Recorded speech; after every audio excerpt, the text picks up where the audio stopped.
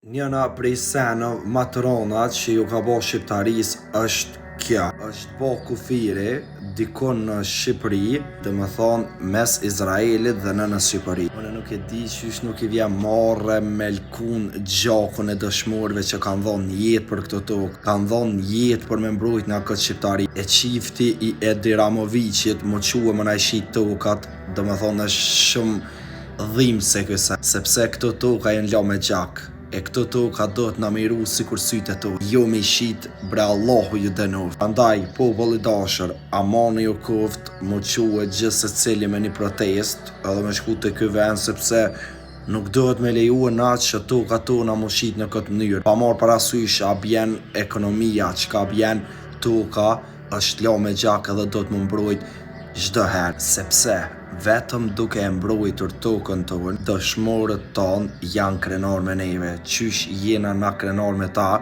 që na ka mbru lirin që e kena sot. Prandaj, nëna Shqipëri, amani ju koft, qënë në protest ose po qohëm në Shqiptari që me përzonkit Edi Ramovicin e mos me lanë toka tonë, sepse toka tona janë shumë të arta, e nuk shiten e as nuk blehen.